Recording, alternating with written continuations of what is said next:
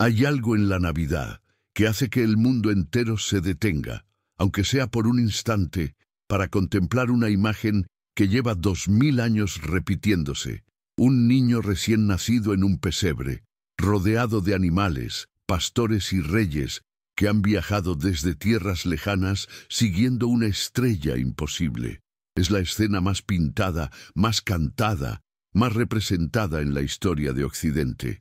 Millones de personas en este preciso momento están recordando ese nacimiento, encendiendo velas, cantando villancicos, abrazando a sus familias bajo el peso de una tradición que parece inquebrantable. Pero, ¿qué pasaría si toda esa escena fuera una construcción posterior? ¿Qué pasaría si los detalles que todos dan por ciertos nunca ocurrieron de la manera en que nos los contaron? ¿Por qué la humanidad se aferra tanto a una narración cuyas grietas son tan evidentes que ningún historiador serio las acepta?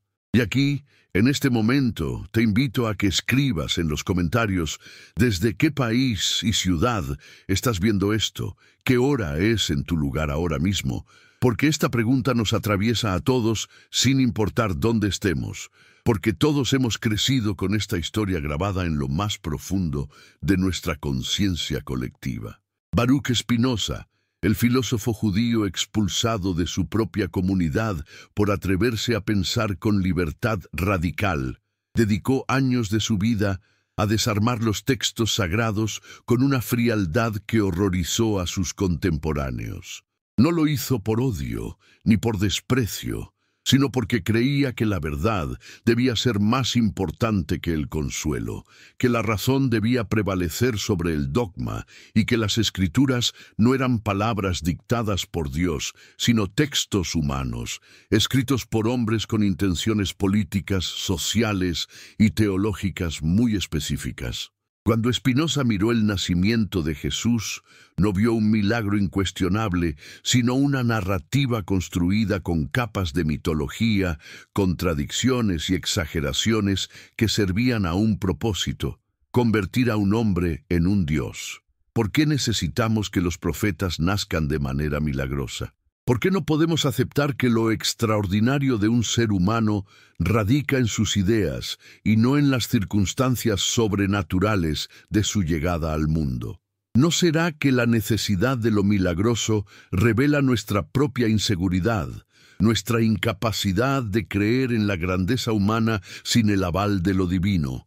El primer detalle que ningún historiador serio acepta es el censo de Quirino. Lucas, en su Evangelio, nos dice que José y María tuvieron que viajar desde Nazaret hasta Belén, porque el emperador Augusto había ordenado un censo universal y cada persona debía regresar a la ciudad de sus ancestros. Suena razonable, suena coherente, suena como algo que un imperio romano haría. Pero aquí está el problema: ese censo nunca ocurrió de esa manera. El censo de Quirino es un hecho histórico documentado, pero sucedió en el año 6 después de Cristo, al menos 10 años después de la fecha tradicionalmente aceptada para el nacimiento de Jesús, y solo se aplicó en Judea, no en Galilea, donde estaba Nazaret. Más aún, los censos romanos no requerían que las personas viajaran a las ciudades ancestrales de sus antepasados de 1000 años atrás. Eso no tenía ningún sentido administrativo ni logístico. Imagina el caos si el Imperio Romano pidiera a cada ciudadano regresar a la ciudad de donde venía su bisabuelo del siglo anterior. ¿Por qué entonces Lucas inventa esta historia? Porque necesitaba explicar cómo Jesús, que todos sabían que era de Nazaret, podía cumplir con la profecía del Antiguo Testamento que decía que el Mesías nacería en Belén, la ciudad de David. Era una necesidad teológica disfrazada de historia. ¿No te parece extraordinario que un detalle tan crucial esté construido sobre una invención?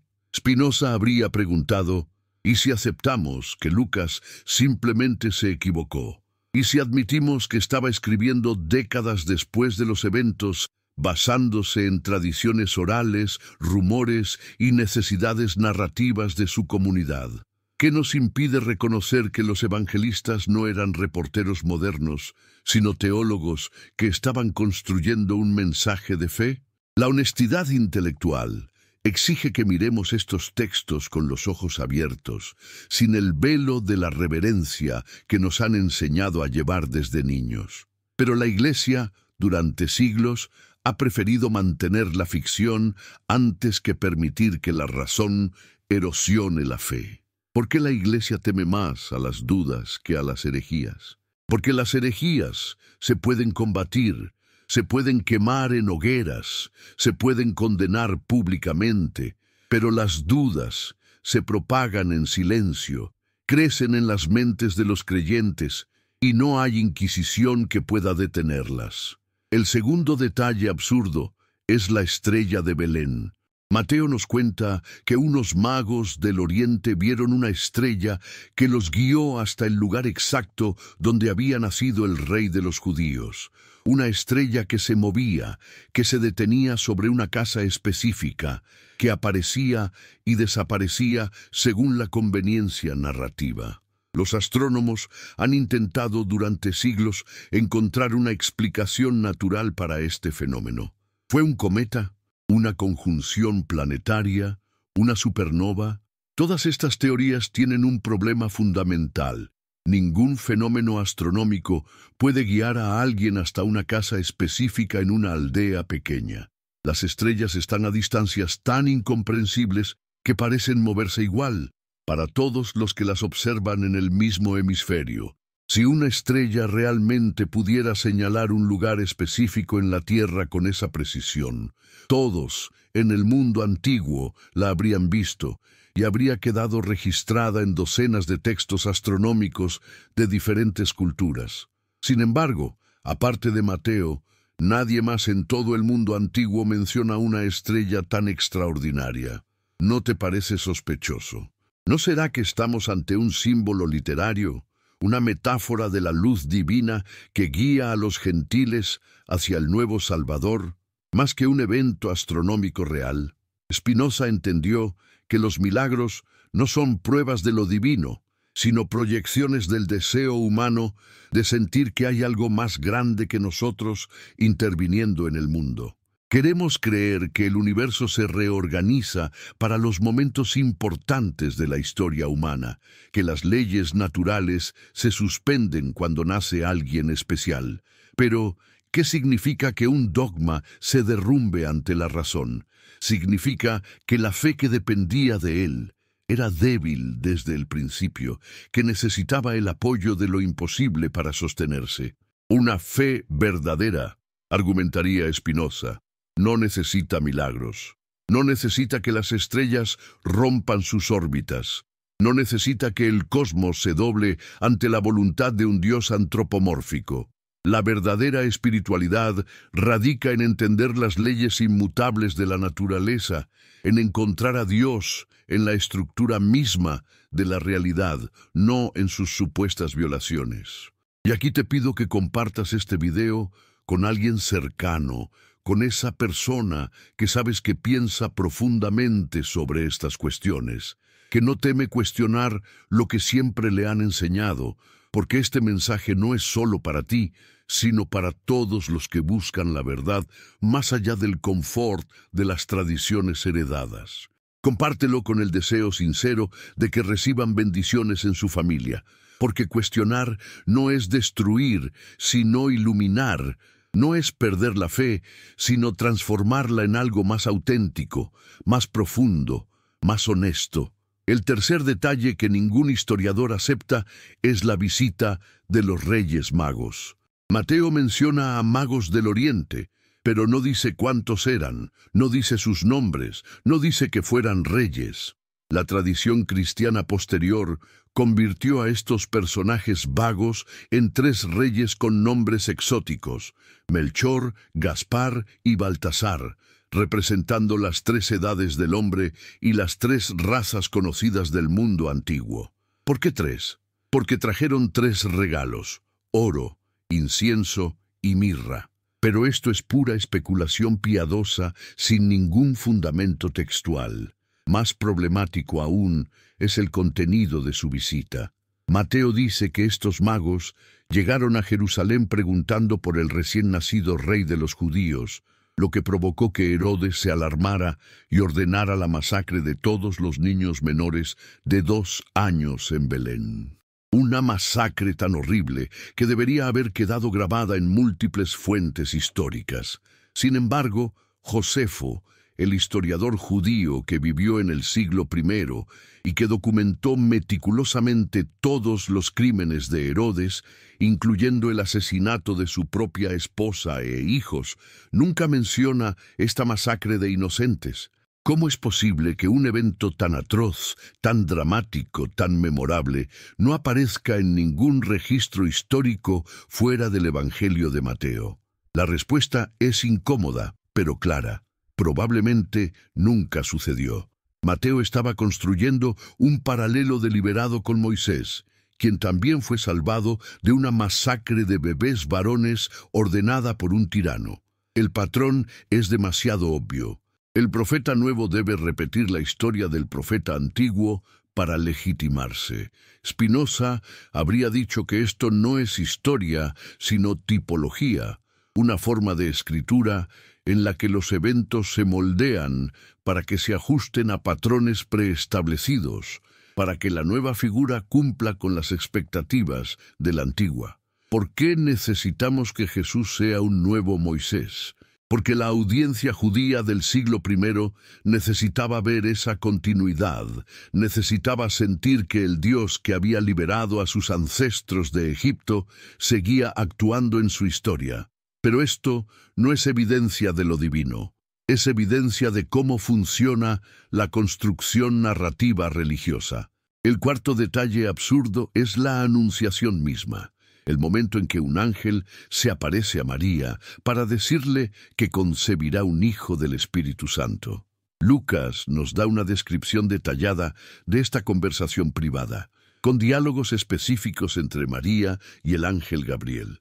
Pero aquí surge una pregunta inevitable. ¿Cómo supo Lucas lo que se dijo en ese encuentro? María era una campesina analfabeta de Nazaret que hablaba arameo, no griego, el idioma en que Lucas escribió. Le contó ella personalmente a Lucas décadas después. ¿Memorizó las palabras exactas del ángel durante todos esos años? ¿O estamos simplemente ante una escena creada por el evangelista para transmitir un mensaje teológico? Los paralelos con historias de nacimientos milagrosos en otras tradiciones religiosas son demasiado obvios para ignorarlos. Figuras importantes en culturas antiguas frecuentemente nacían de vírgenes, eran anunciadas por seres celestiales, traían presagios cósmicos. ¿No será que estamos ante un patrón universal de mitología heroica aplicado a Jesús? Spinoza rechazaba la idea de que Dios interviniera en el mundo de manera arbitraria, suspendiendo las leyes naturales para eventos específicos. Para él, esto no solo era imposible, sino que denigraba la perfección divina. Un Dios perfecto crea un universo con leyes perfectas que no necesitan ser corregidas o suspendidas. La idea de milagros es, en realidad, una admisión de que Dios cometió errores al diseñar el mundo y necesita hacer ajustes ad hoc.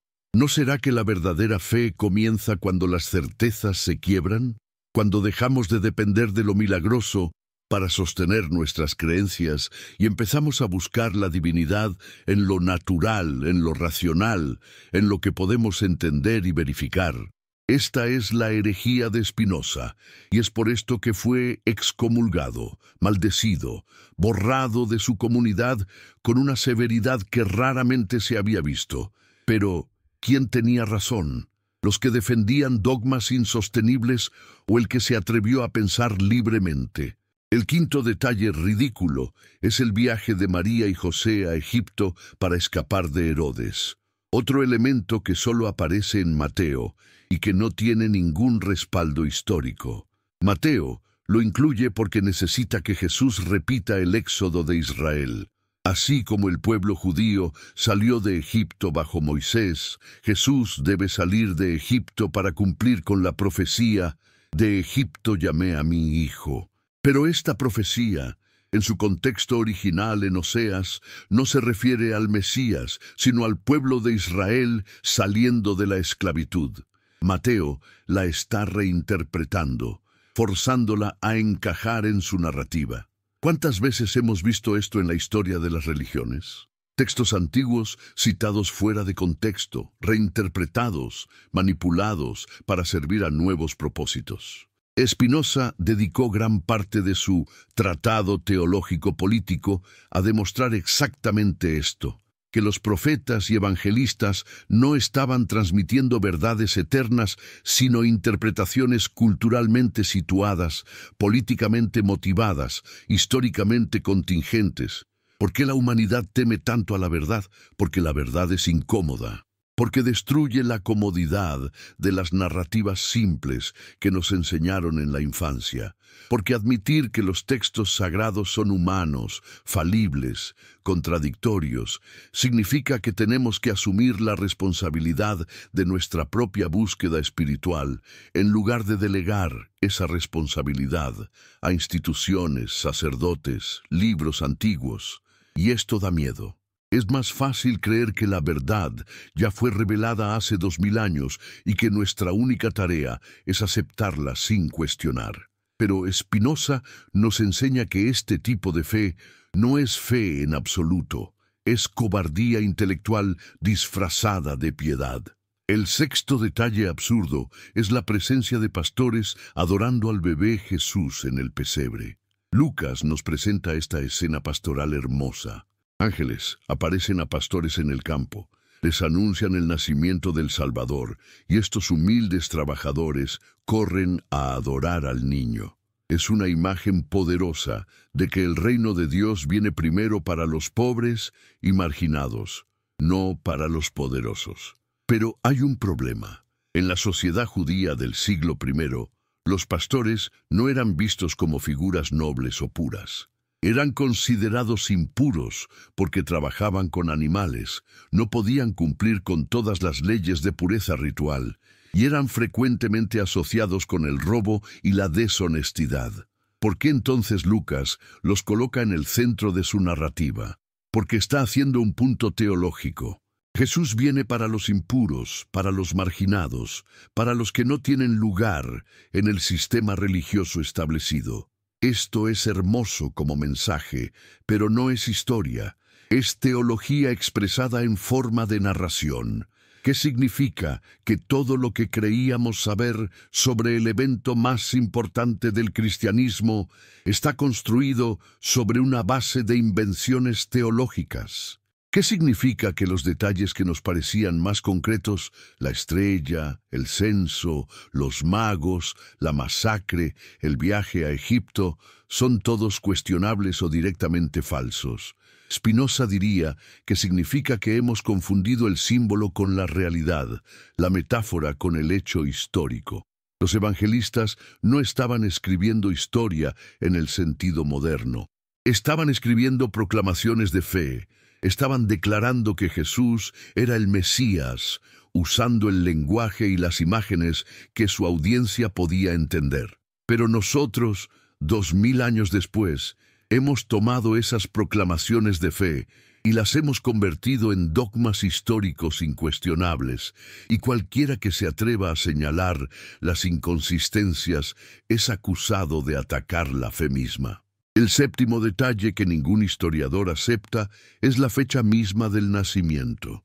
No solo no sabemos el día exacto, lo cual es comprensible para alguien nacido hace 2000 años, sino que sabemos con certeza que no fue el 25 de diciembre. Esta fecha fue elegida por la Iglesia primitiva en el siglo IV para coincidir con festivales paganos del solsticio de invierno, particularmente el Dies Natalis Solis Invicti, el cumpleaños del Sol Invencible, una celebración romana. Era una estrategia de aculturación. En lugar de prohibir las celebraciones paganas populares, la Iglesia las cristianizó, les dio un nuevo significado. Esto es historia documentada, admitida incluso por teólogos católicos contemporáneos.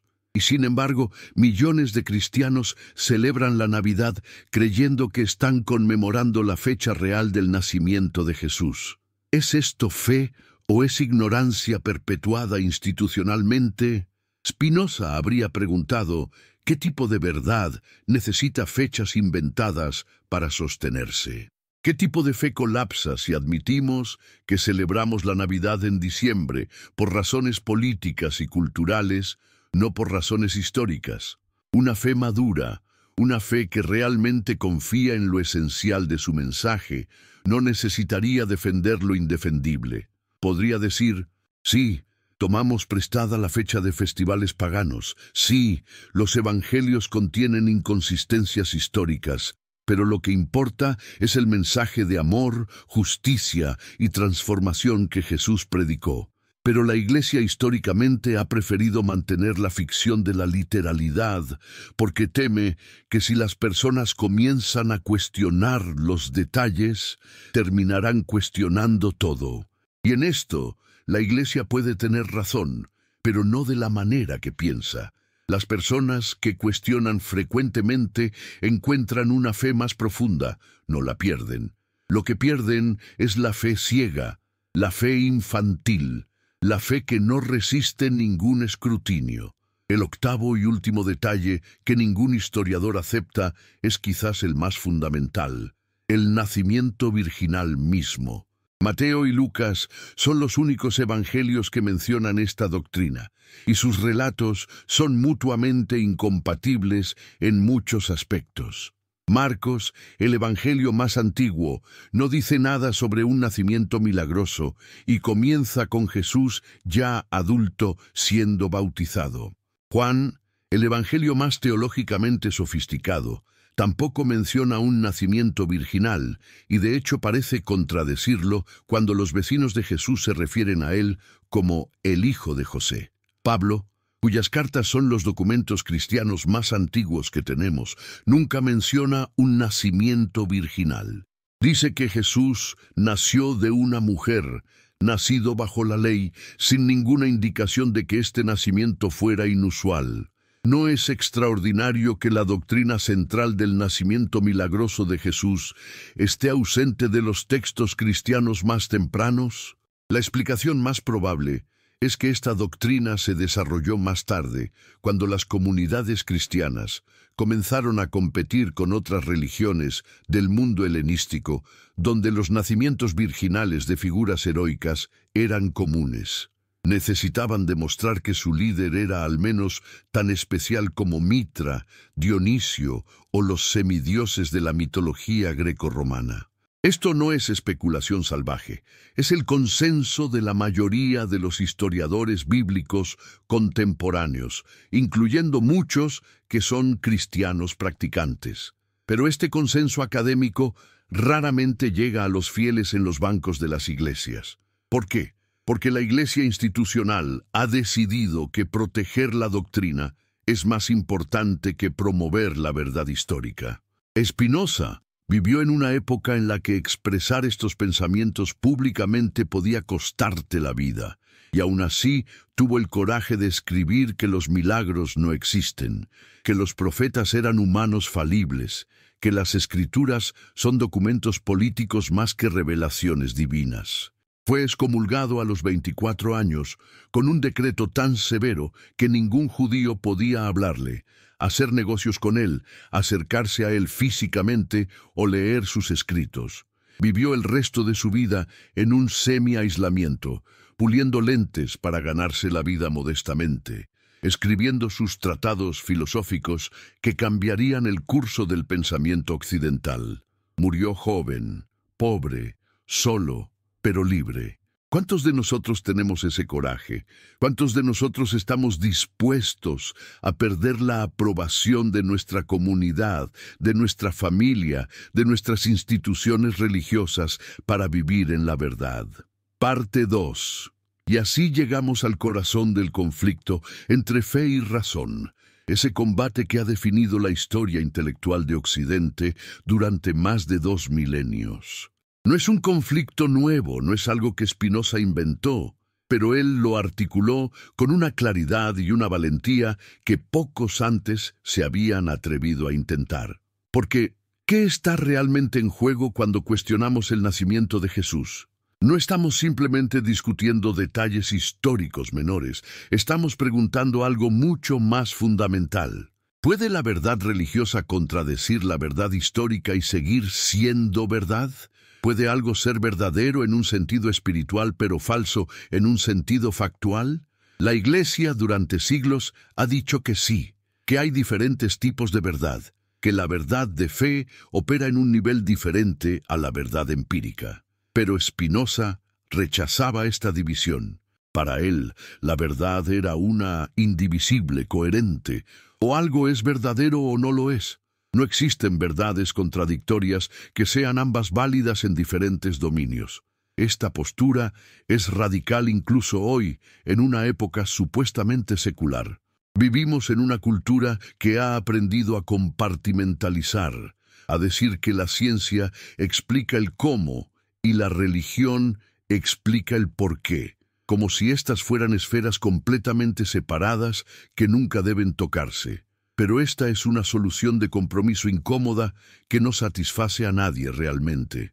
Porque en el momento en que una religión hace afirmaciones sobre el mundo físico, que un hombre caminó sobre el agua, que una virgen dio a luz, que los muertos resucitaron, está entrando en el terreno de las afirmaciones empíricas que pueden ser investigadas, cuestionadas, verificadas o refutadas. Y aquí es donde comienza el problema. Aquí es donde la fe se encuentra con la historia y descubre que no siempre están de acuerdo. Los evangelios presentan el nacimiento de Jesús como un evento cósmicamente significativo, como algo que hizo que el universo mismo prestara atención. Estrellas aparecieron, ángeles cantaron, magos viajaron, profetas antiguos fueron vindicados. Pero cuando miramos los registros históricos contemporáneos, no encontramos nada. Ningún historiador romano menciona una estrella extraordinaria. Ningún cronista judío registra masacres de niños en Belén. Los propios evangelios se contradicen entre sí en casi todos los detalles. Mateo tiene magos y una huida a Egipto. Lucas tiene pastores y un retorno tranquilo a Nazaret. Mateo rastrea la genealogía de Jesús a través de Salomón. Lucas la rastrea a través de Natán. Mateo dice que la familia ya vivía en Belén y huyó a Egipto. Lucas dice que vivían en Nazaret y solo fueron a Belén por el censo. No pueden ser ambos correctos históricamente, aunque puedan ser ambos significativos teológicamente. ¿Y qué hacemos con estas contradicciones? La tradición ha sido armonizarlas, crear narrativas síntesis que toman elementos de ambos evangelios y los tejen en una historia coherente, la historia que todos conocemos. María y José viajaron de Nazaret a Belén por un censo. El niño nació en un pesebre. Vinieron pastores y magos. La familia huyó a Egipto y luego regresó. Pero esta armonización requiere ignorar o distorsionar lo que los textos realmente dicen. Requiere convertir dos narrativas distintas, escritas con propósitos teológicos diferentes para audiencias diferentes, en una sola historia, cuando los autores nunca intentaron que fueran leídas juntas de esa manera. Spinoza argumentaría que esto es violentar los textos, forzarlos a decir algo que no dicen, todo por el deseo de mantener una coherencia superficial que los autores originales no se preocuparon por crear. Pero, ¿por qué importa?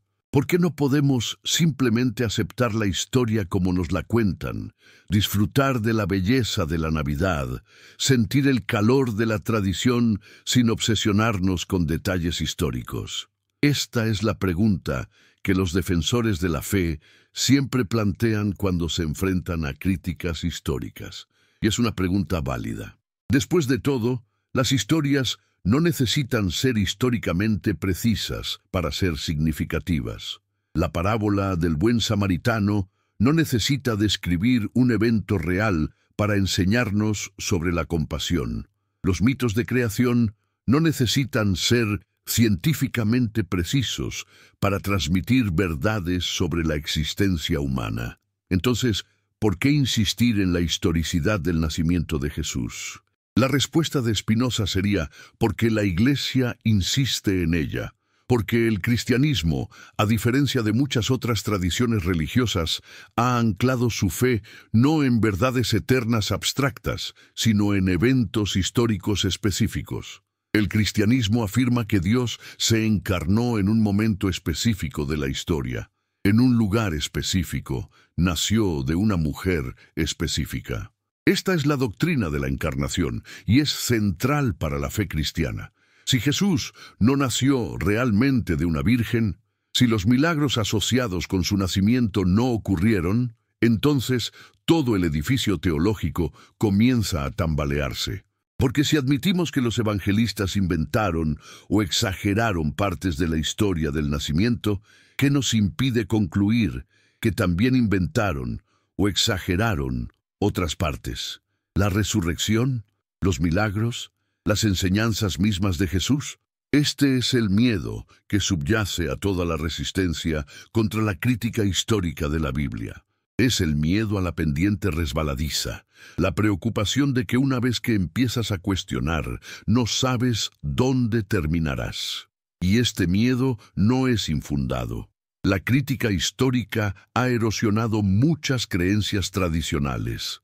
Ha demostrado que el Pentateuco no fue escrito por Moisés, que el libro de Isaías fue escrito por al menos 2 autores diferentes, separados por siglos, que los evangelios no fueron escritos por testigos presenciales, sino por comunidades cristianas décadas después de los eventos. Cada una de estas revelaciones fue resistida ferozmente por las instituciones religiosas, y cada una eventualmente fue aceptada por la mayoría de los académicos bíblicos, incluyendo muchos creyentes.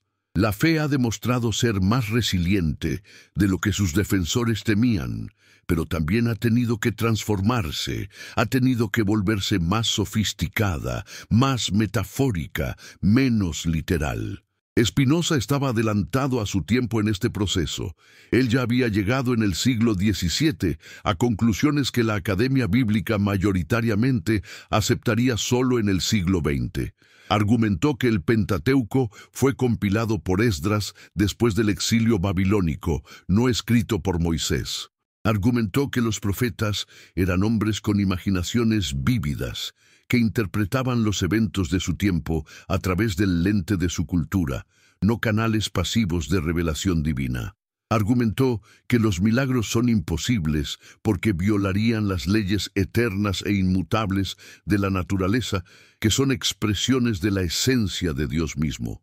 Y argumentó que la Biblia debería ser leída como cualquier otro texto antiguo, con atención al contexto histórico, a las intenciones de los autores, a las contradicciones internas, sin privilegiarla con una reverencia que la ponga más allá del análisis crítico.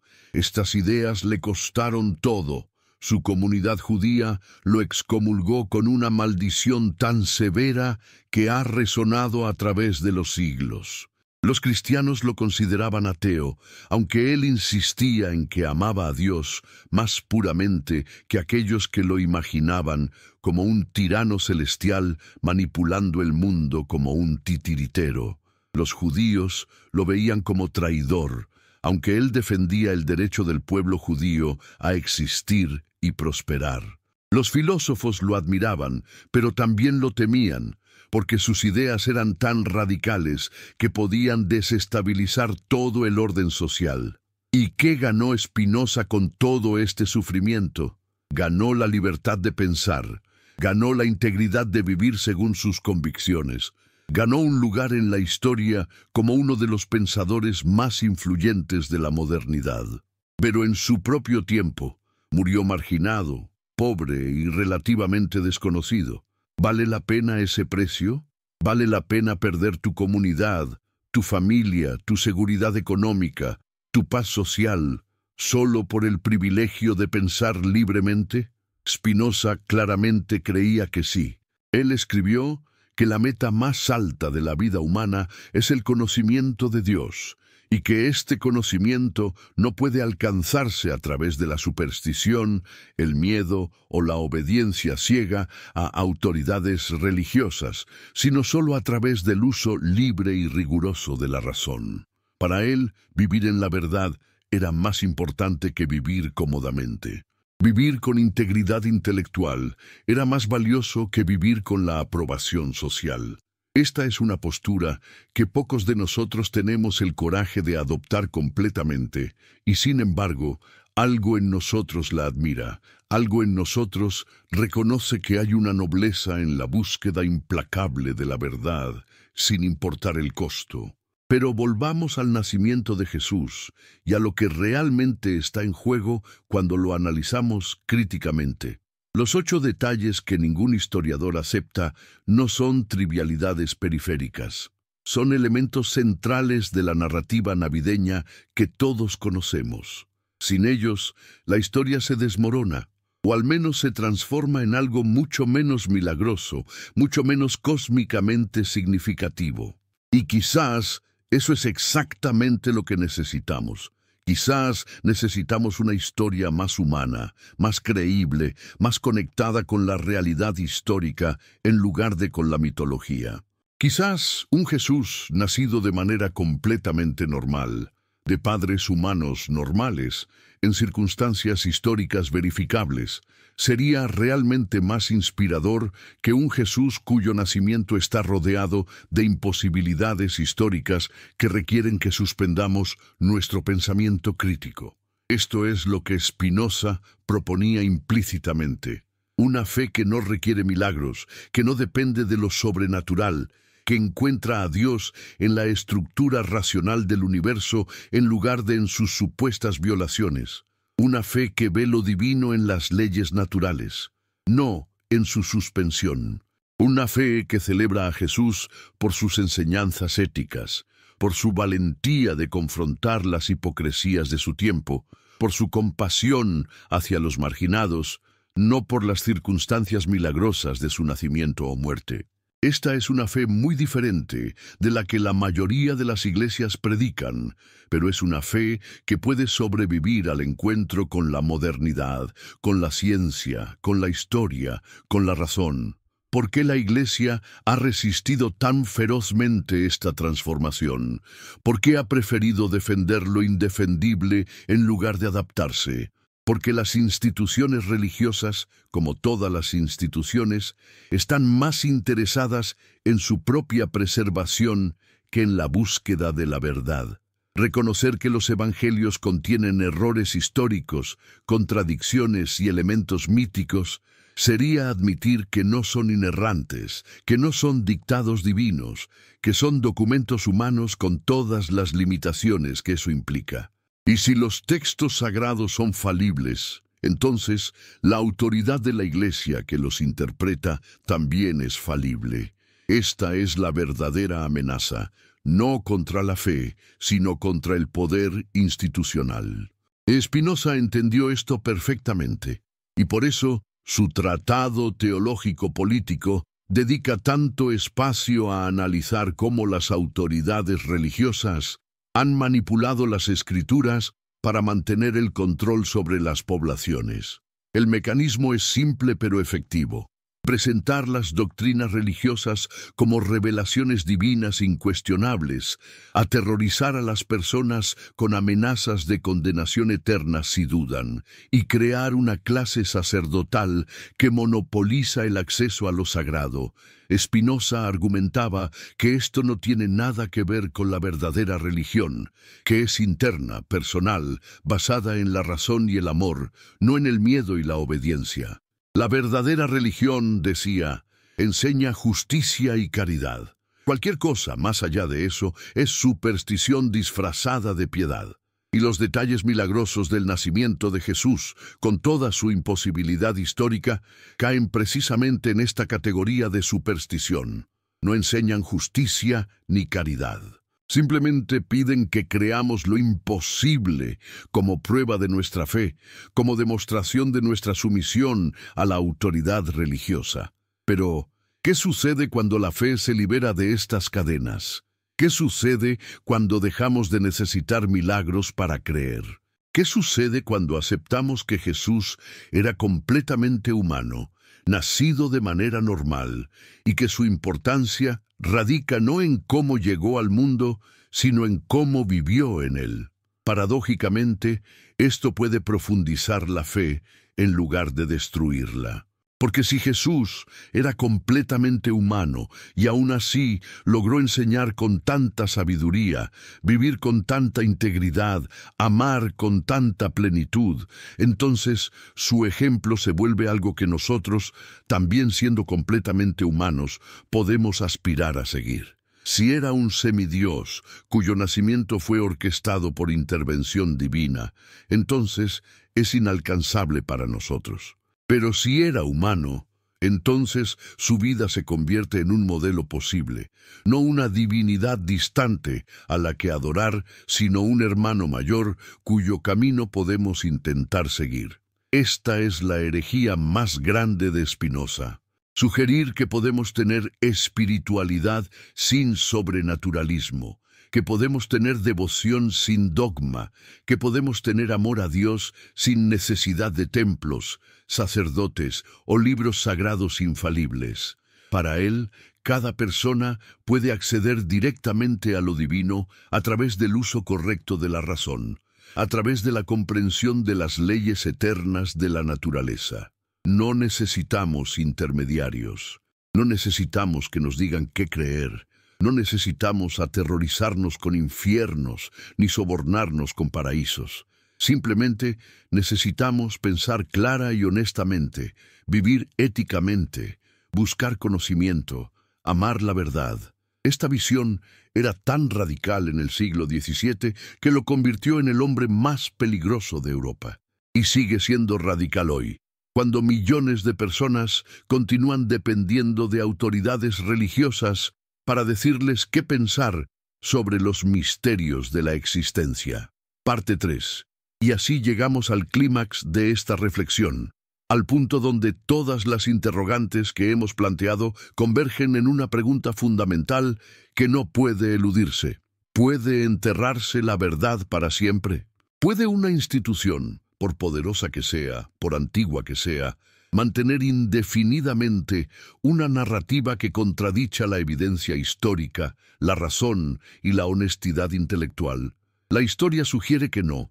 La verdad tiene una manera de emerger, lentamente quizás, dolorosamente sin duda, pero inexorablemente.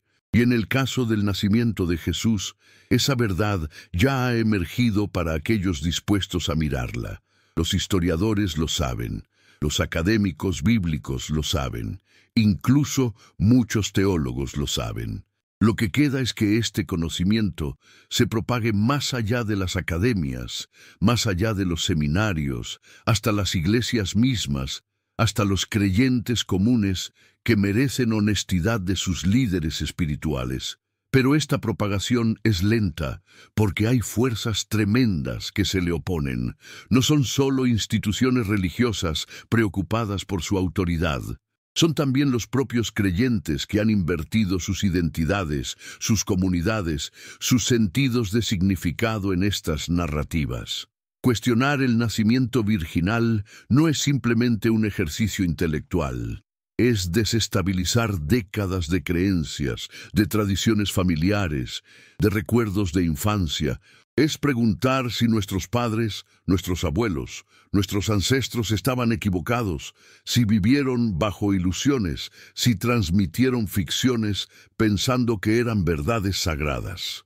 Esta es una confrontación emocional y psicológica profunda que la mayoría de las personas prefiere evitar.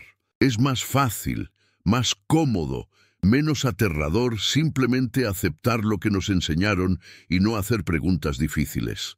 Spinoza sabía esto. Él sabía que la mayoría de las personas no tienen el temperamento ni el deseo de vivir en la incertidumbre radical que la búsqueda honesta de la verdad requiere. Por eso, su filosofía no es para todos. No es una filosofía popular, no es una filosofía consoladora.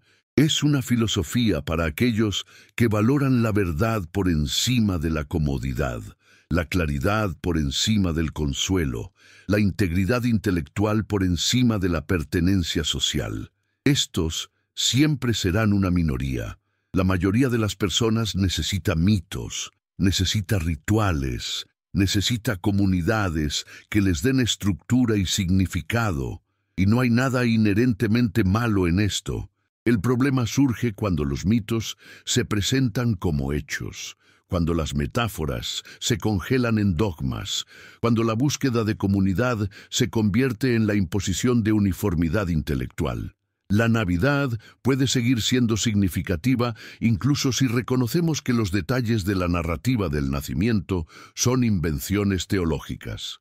Puede ser un tiempo para reflexionar sobre temas de esperanza, renovación, el triunfo de la luz sobre la oscuridad, la importancia de cuidar a los vulnerables. Estos son valores humanos universales que no requieren que una virgen realmente diera a luz de manera milagrosa. Pero la Iglesia ha tenido miedo de hacer esta transición, de decir a sus fieles, los detalles específicos no importan tanto como el mensaje más profundo. Teme que si admite que algunas partes son simbólicas, los fieles preguntarán ¿qué más es simbólico? Y eventualmente toda la estructura doctrinal podría colapsar. Este es un miedo comprensible, pero en última instancia cobarde. Infravalora la capacidad de las personas de manejar complejidad, de mantener fe con honestidad, de encontrar significado en lo simbólico sin necesidad de afirmar su literalidad histórica. ¿Qué habría dicho Spinoza sobre nuestra era actual, donde la información es más accesible que nunca, donde cualquiera con Internet puede investigar las contradicciones en los evangelios, donde académicos bíblicos publican sus hallazgos no solo en revistas especializadas, sino en libros populares, podcasts, videos? Probablemente habría estado sorprendido y satisfecho de que la crítica bíblica que comenzó en su tiempo se ha convertido en una disciplina académica respetable. Pero también habría estado decepcionado de ver que la mayoría de las personas religiosas permanecen en la ignorancia de estos hallazgos, protegidas por líderes religiosos que prefieren no perturbar las aguas. La brecha entre lo que los académicos saben y lo que los creyentes comunes creen es enorme, y esta brecha es mantenida deliberadamente por aquellos que temen que el conocimiento erosione la fe. Pero el conocimiento no erosiona la verdadera fe, solo erosiona la fe falsa, la fe basada en premisas equivocadas, en hechos incorrectos, en milagros que nunca ocurrieron. La fe verdadera, la fe que Spinoza defendía, es el amor intelectual a Dios, es el asombro ante la complejidad y belleza del universo natural, es el compromiso de vivir éticamente no por miedo al castigo, sino por comprensión racional de que la virtud es su propia recompensa. Esta fe no necesita vírgenes que den a luz, estrellas que desafíen las leyes astronómicas, ángeles que aparezcan en campos. Esta fe es más profunda, más estable, más auténtica porque está basada en realidad, no en fantasía. Los 8 detalles absurdos del nacimiento de Jesús que ningún historiador acepta son síntomas de un problema más grande: la tendencia humana de mitologizar a las figuras importantes, de rodearlas de milagros y presagios, de elevarlas más allá de lo humano para ponerlas fuera del alcance del cuestionamiento ordinario. Esto ha sucedido con líderes religiosos, con fundadores de naciones, con héroes de todo tipo a través de la historia, y es comprensible psicológicamente. Necesitamos héroes más grandes que la vida. Necesitamos sentir que hay personas extraordinarias que trascienden las limitaciones humanas ordinarias. Pero esta necesidad no convierte los mitos en realidad. Y una civilización madura, una civilización que valora la verdad, debe aprender a honrar a sus figuras importantes sin necesidad de inventar milagros sobre ellas. Jesús puede ser inspirador sin haber nacido de una virgen. Sus enseñanzas sobre amar a los enemigos, sobre priorizar a los pobres, sobre desafiar las hipocresías religiosas, son radicales, sin importar cómo llegó al mundo. Su valentía de confrontar a las autoridades de su tiempo, sabiendo que probablemente le costaría la vida, es admirable sin necesidad de una estrella que lo anunciara. Su compasión, su sabiduría, su capacidad de ver a través de las convenciones sociales a las verdades humanas más profundas, todo esto permanece significativo incluso si aceptamos que era completamente humano. De hecho, se vuelve más significativo, porque entonces su ejemplo es algo que nosotros también podemos aspirar a seguir. Pero vivimos en una época extraña, donde la información y la ignorancia coexisten. Nunca antes en la historia humana ha estado tan disponible el conocimiento, y nunca antes ha sido tan fácil evitarlo. Rodearnos de fuentes que confirmen nuestras creencias preexistentes, crear burbujas informativas donde nunca tenemos que confrontar ideas desafiantes. Las personas que quieren saber la verdad sobre el nacimiento de Jesús pueden encontrarla fácilmente. Las personas que prefieren mantener sus creencias tradicionales pueden encontrar abundantes recursos que las refuercen, que expliquen las contradicciones, que defiendan lo indefendible con argumentos cada vez más elaborados y desesperados.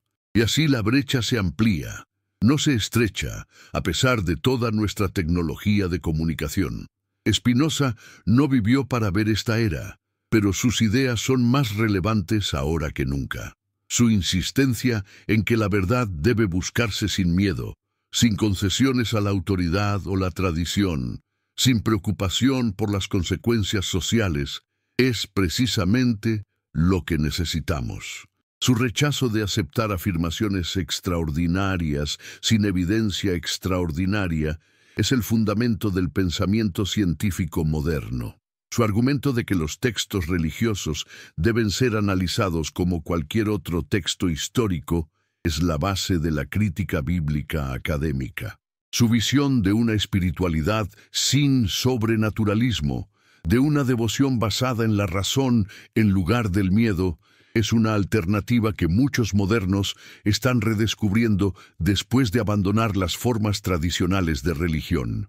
Y aquí, al final de esta larga reflexión, volvemos a las preguntas con las que comenzamos, pero ahora con una comprensión más profunda de lo que realmente están preguntando. ¿Por qué la humanidad teme tanto a la verdad? Porque la verdad requiere cambio, y el cambio da miedo. ¿Qué significa que un dogma se derrumbe ante la razón? Significa que nunca fue más que una construcción humana disfrazada de revelación divina. ¿No será que la verdadera fe comienza cuando las certezas se quiebran? Sí, porque solo cuando dejamos de aferrarnos a creencias que no pueden sostenerse, podemos comenzar a construir una fe basada en fundamentos sólidos. ¿Por qué la Iglesia teme más a las dudas que a las herejías?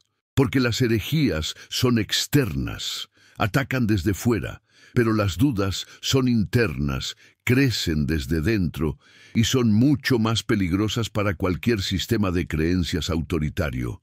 La verdad sobre el nacimiento de Jesús no puede ser enterrada para siempre, sin importar cuánta energía inviertan las instituciones religiosas en mantener las narrativas tradicionales.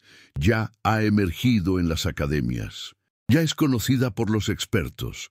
Lo único que queda es la lenta y dolorosa difusión de este conocimiento a las poblaciones más amplias y la inevitable transformación de la fe que resultará. Esta transformación no será el fin del cristianismo, como algunos temen y otros esperan. Será su maduración, su evolución de una religión basada en milagros imposibles a una basada en valores éticos profundos y en el ejemplo de un maestro sabio que vivió hace 2000 años en un rincón del Imperio Romano. Spinoza nos enseña que podemos amar la verdad y amar a Dios al mismo tiempo, que éstas no son lealtades competidoras, sino complementarias, porque Dios es la verdad, Dios es la estructura racional del universo, Dios es la fuente de todas las leyes naturales que la ciencia descubre lentamente. No necesitamos que Dios viole estas leyes para impresionarnos. La existencia misma de las leyes, su elegancia, su consistencia, su capacidad de explicar todo, desde el movimiento de los planetas hasta la evolución de las especies, esto es lo verdaderamente divino. Y una vez que vemos esto, los milagros triviales del nacimiento de Jesús, por encantadores que sean en su imaginería, se vuelven irrelevantes para una fe madura. Entonces, ¿qué hacemos con la Navidad? ¿La abolimos porque está basada en ficciones históricas? No necesariamente. Podemos celebrarla como una fiesta cultural, como un tiempo para la familia, como una ocasión para reflexionar sobre valores humanos importantes. Podemos disfrutar de los villancicos, los regalos, las decoraciones, todo mientras reconocemos que la historia subyacente es mítica en lugar de histórica. Muchas sociedades seculares ya hacen esto. Celebran la Navidad sin pretender que realmente creen en nacimientos virginales o estrellas milagrosas. Han encontrado una manera de mantener las tradiciones mientras dejan ir las creencias insostenibles. Y quizás esto es lo mejor que podemos esperar. Una transición gradual de la religión literal a la religión simbólica, de la fe en milagros a la fe en valores, de la adoración de lo sobrenatural a la reverencia por lo natural. Spinoza murió hace más de 3 siglos, pero su batalla continúa. La batalla entre razón y superstición, entre honestidad intelectual y conformidad social, entre la búsqueda valiente de la verdad y la aceptación cómoda de las ficciones tradicionales. Esta batalla probablemente nunca terminará completamente porque representa tensiones fundamentales en la naturaleza humana. Queremos verdad, pero también queremos consuelo. Queremos conocimiento, pero también queremos certeza. Queremos libertad intelectual, pero también queremos pertenencia comunitaria. Estas necesidades a menudo entran en conflicto, y diferentes personas las resuelven de diferentes maneras. Lo que Spinoza nos ofrece es un camino para aquellos que por temperamento o circunstancia no pueden vivir en el autoengaño. Para aquellos que una vez que han visto las contradicciones en los evangelios, no pueden dejar de verlas. Para aquellos que, una vez que han comprendido que los milagros son imposibles, no pueden pretender creer en ellos solo porque hacerlo los haría más aceptables para su familia o comunidad. Para estos individuos, Spinoza dice, está bien, puedes vivir sin esas creencias. Puedes encontrar significado, propósito, incluso espiritualidad, sin necesidad de afirmar lo que sabes que es falso. Puedes ser honesto contigo mismo y con el mundo, y aunque esto te costará algo, aunque te aislará en ciertos aspectos, también te dará algo invaluable, integridad. Y aquí, al cerrar esta reflexión, te invito nuevamente a compartir este mensaje con alguien que conoces, que está luchando con estas cuestiones. Alguien que ha comenzado a cuestionar, pero tiene miedo de las implicaciones de sus dudas. Alguien que necesita saber que no está solo, que hay una tradición larga y honorable de pensadores que han cuestionado las narrativas religiosas tradicionales sin perder su humanidad, su ética o su capacidad de asombro. Ante él la noche del pensamiento siempre ha sido más larga que la de los cielos. Y en el corazón de esa oscuridad, Spinoza encendió una chispa que no era de fe, sino de razón. Mientras el mundo seguía venerando milagros imposibles, él se sentó a mirar los textos que otros besaban con los ojos cerrados. No rezaba, diseccionaba, no adoraba, analizaba. Su reverencia era hacia la estructura misma del ser, hacia la perfección inmutable de lo real. En un tiempo en que las verdades debían pasar por la autorización de la iglesia o de la sinagoga, Spinoza se atrevió a pensar que tal vez el camino hacia Dios no pasaba por los templos, sino por la mente que se atreve a dudar. ¿Y qué es dudar sino una forma de fe más honesta? ¿No es acaso el impulso de la duda el eco de una fe que no quiere ser engañada? La duda no es enemiga de la verdad, es su guardiana. Pero en el siglo XVII, decir algo así era firmar una sentencia social y espiritual de muerte. Spinoza no lo ignoraba. Lo sabía mejor que nadie. Su vida entera era ya una prueba del precio que se paga por pensar libremente en un mundo construido sobre miedos. Miedos que se disfrazan de fe, miedos que se decoran con crucifijos, con quipás, con letanías y censos. Miedos que, incluso ahora, se sientan en los altares convertidos en doctrina. Porque más que la verdad, la religión teme perder su poder sobre el miedo. El conflicto entre fe y razón no comienza con Spinoza, pero es con él que adquiere una nitidez insoportable. Es con él que la humanidad por primera vez se ve a sí misma ante el espejo sin maquillaje. El espejo decía: todo lo que consideras sagrado puede ser explicado, no porque no haya misterio, sino porque lo divino no está donde los sacerdotes dicen que está. ¿Y qué hacer con una revelación así? Quemarla, silenciarla. Excomulgar al portador de una verdad que humilla a los que viven del monopolio de lo sagrado. La comunidad de Spinoza eligió la opción más antigua, la más cobarde, la más frecuente en la historia humana. Lo maldijo. La herejía de Spinoza no consistía en negar a Dios, consistía en redefinirlo. Su Dios no tenía rostro, ni voluntad, ni caprichos. Era lo que él llamaba la sustancia, el ser mismo, la totalidad de lo que existe. Un Dios que no interviene porque no hay nada fuera de él en lo que intervenir. Un Dios que no castiga ni recompensa porque no es un juez, es la ley. No dicta las leyes de la naturaleza, él es la naturaleza. Deus sive natura escribió, y con esas 3 palabras destruyó siglos de teología antropomórfica. El Dios que camina en el jardín, que escucha oraciones, que cambia su plan según la súplica de los fieles, desaparece. Queda solo lo eterno, lo necesario, lo absoluto.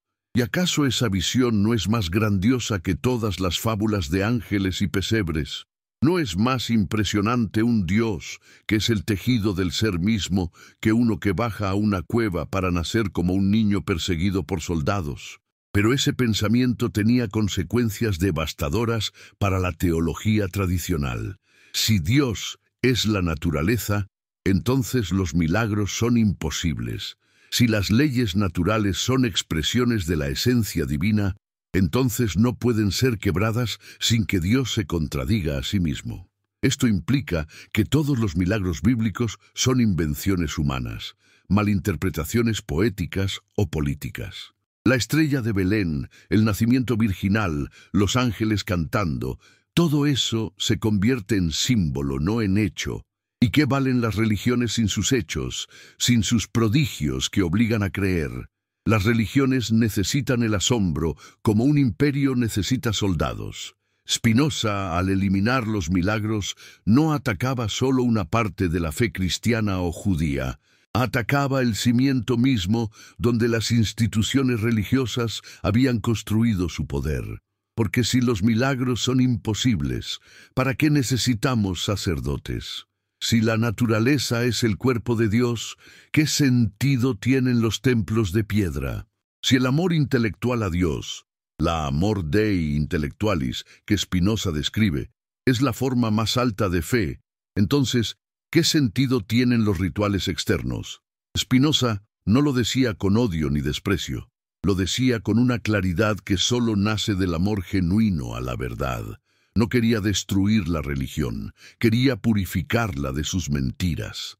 Quería liberar al espíritu humano de la esclavitud del miedo, pero los hombres temen más ser libres que ser ignorantes. ¿Por qué la humanidad teme tanto a la verdad? Porque la verdad no consuela, porque la verdad no ofrece recompensas fáciles ni amenazas cómodas. La verdad exige trabajo, exige pensar, exige enfrentarse al vacío que los mitos llenaban con sus certezas. Por eso la Iglesia teme tanto a las dudas, porque la duda no se puede excomulgar. La duda es como una semilla invisible que crece en el interior de cada mente que ha sido tocada por una pregunta, y una vez que existe, no puede ser erradicada. Puede ser negada, reprimida, castigada, pero no eliminada. El pensamiento libre es la semilla más subversiva que el universo ha producido. Spinoza comprendió que el miedo era el verdadero Dios de las religiones institucionales.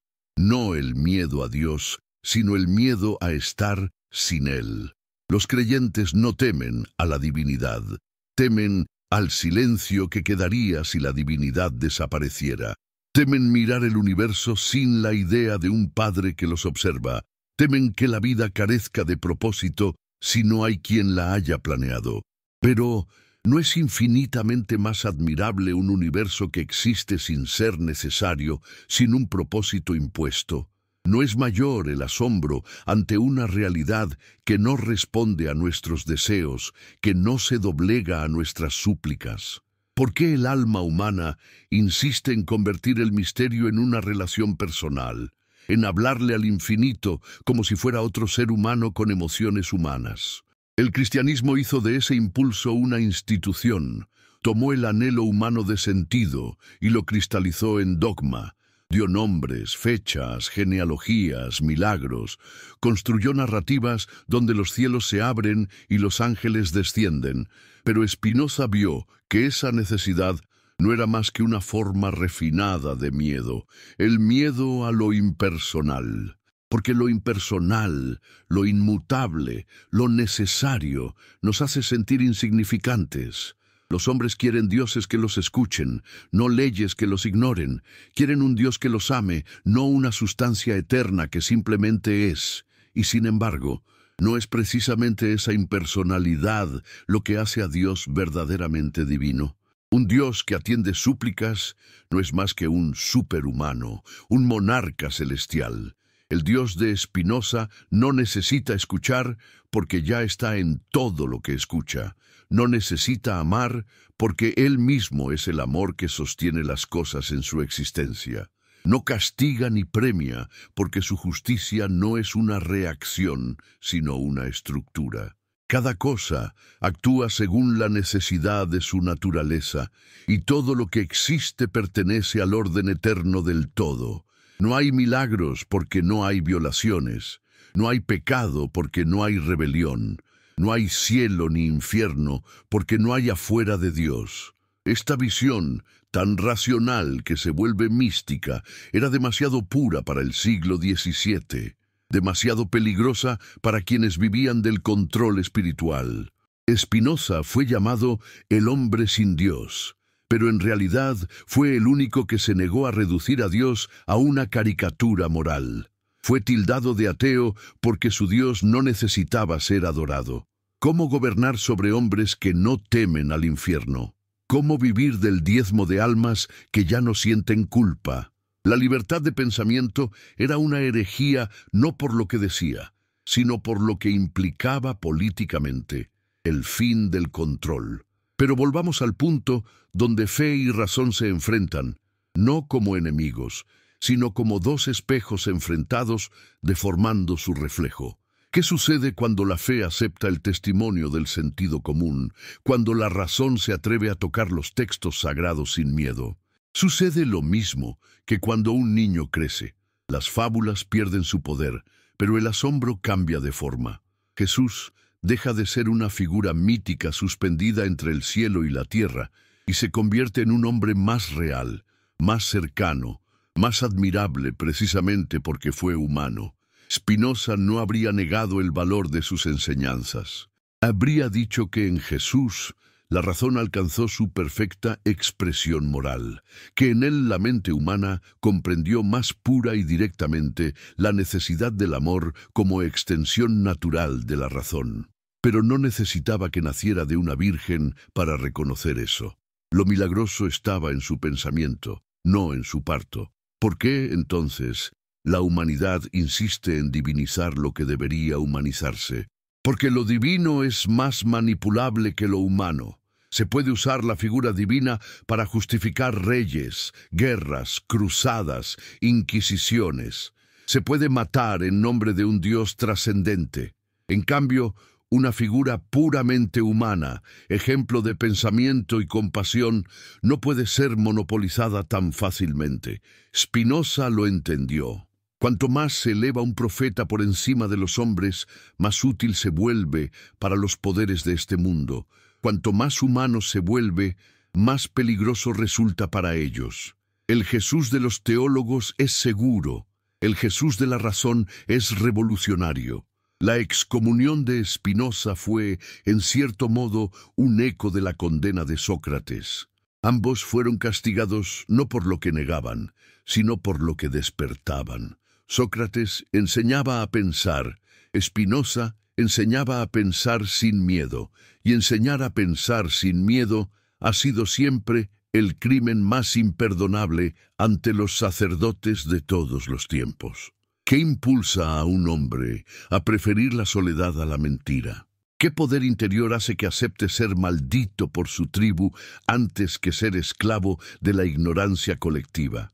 Lo llamaron demonio, lo llamaron blasfemo, pero él escribió en silencio, sabiendo que su verdadero tribunal era la eternidad.